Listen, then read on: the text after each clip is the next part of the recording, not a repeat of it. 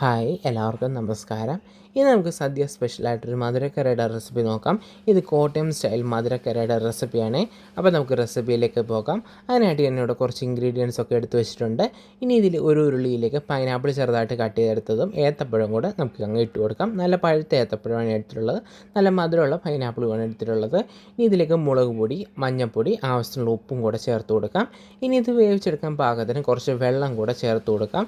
അതിനുശേഷം ഇതെല്ലാം കൂടെ നന്നായിട്ട് മിക്സ് ചെയ്തെടുക്കണം.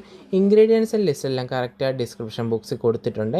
ഇതെല്ലാം കൂടെ നമുക്ക് നന്നായിട്ടൊന്ന് മിക്സ് ചെയ്തെടുത്ത ശേഷം ഇതൊന്ന് തട്ടിപ്പൊത്തി വെച്ചിട്ട് നമുക്കൊന്ന് അടച്ച് വെച്ച് കുക്ക് ചെയ്തെടുക്കണം. ഇതൊന്ന് കുക്കറിലിട്ട് കുക്ക് ചെയ്തെടുക്കണ്ടേ.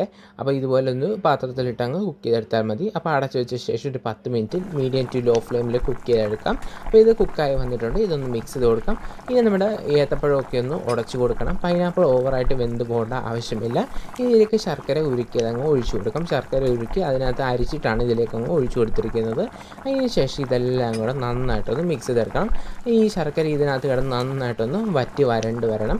അതാണ് ഇതിൻ്റെ ഒരു കറക്റ്റ് ടേസ്റ്റ് എന്ന് പറയുന്നത്. അപ്പോൾ കുറച്ച് സമയം നന്നായിട്ടൊന്ന് മിക്സ് ചെയ്ത് കൊടുത്ത് ഇതുപോലെ നന്നായിട്ടൊന്ന് വരട്ടിയെടുക്കണം.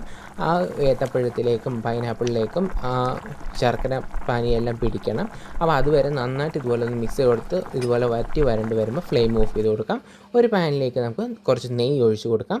ഇനി ഇതിലേക്ക് നമുക്ക് അണ്ടിപ്പരിപ്പ് അങ്ങ് ഇട്ട് കൊടുക്കാം. ഇതിലേക്ക് കുറച്ച് അണ്ടിപ്പരിപ്പ് ഇട്ട് കൊടുത്തിട്ട് നന്നായിട്ടൊന്ന് വറുത്തെടുക്കണം. നല്ലൊരു ഗോൾഡൻ കളർ ആകുന്നത് വരെയാണ് നമുക്കിതൊന്ന് വറുത്തെടുക്കേണ്ടത്. അപ്പോൾ ഇതുപോലെ ഒന്ന് മിക്സ് ചെയ്ത് കൊടുക്കുക, അല്ലെങ്കിൽ പെട്ടെന്ന് കളർ മാറാനുള്ള ചാൻസ് ഉണ്ട്. അപ്പോൾ ഇതുപോലെ മിക്സ് ചെയ്ത് കൊടുത്ത ശേഷം ഗോൾഡൻ കളറായി വരുമ്പോൾ നമുക്ക് ഫ്ലെയിം കുറച്ച് കൊടുത്തിട്ട് ഇത് നമുക്കൊന്ന് കോരിയെടുക്കണം. അപ്പോൾ ഇതുപോലെ നമുക്ക് അണ്ടിപ്പരിപ്പ് അങ്ങ് കോരിയെടുക്കാം. ഇനി അതേ നെയ്യിൽ തന്നെ കുറച്ച് തേങ്ങയൊന്ന് വറുത്തെടുക്കണം. അതിനായിട്ട് ചിരകിയ തേങ്ങ അങ്ങ് ചേർത്ത് കൊടുത്തിട്ടുണ്ട്. ഇനി നന്നായിട്ടൊന്ന് വറുത്തെടുക്കണം. മീഡിയം ടു ലോ ഫ്ലെയിമിൽ ഇട്ട് കൊടുത്ത ശേഷം ഇത് നല്ലോണം ഗോൾഡൻ കളറാകുന്നത് വരെ ഒന്ന് വറുത്തെടുക്കണം. നല്ലൊരു ഗോൾഡൻ കളറാക്കി വറുത്തെടുത്താലേ നമ്മുടെ മധുരക്കറിക്ക് നല്ലൊരു ടേസ്റ്റ് കിട്ടത്തുള്ളൂ. അതുകൊണ്ട് നല്ല ഗോൾഡൻ കളറാകുന്നത് വരെ മീഡിയം ടു ലോ ഫ്ലെയിമിൽ ഇട്ടിട്ട് ഒന്ന് വറുത്തെടുക്കണം. ഇതിപ്പം നല്ല ഗോൾഡൻ കളറായി വന്നിട്ടുണ്ട്. ഇനി നമുക്ക് ഫ്ലെയിം ഓഫ് ചെയ്ത് കൊടുത്ത ശേഷം നമ്മൾ വരട്ടി വെച്ചിരിക്കുന്ന ആ പൈനാപ്പിളും ഏത്തപ്പഴത്തിലേക്ക് ഇതങ്ങ് ചേർത്ത് കൊടുക്കണം. ഇത് കരിഞ്ഞു പോകരുത്.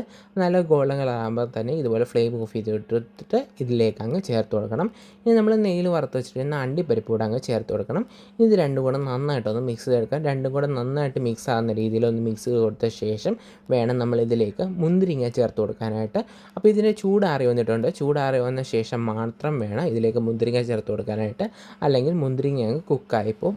എന്നിട്ട് അതിൻ്റെ തൊലിയെല്ലാം വേർപെട്ട് പോകും. അതുകൊണ്ട് തന്നെ നന്നായിട്ട് ചൂടാറിയ ശേഷം മാത്രം മുന്തിരിങ്ങ ചേർത്ത് കൊടുക്കുക.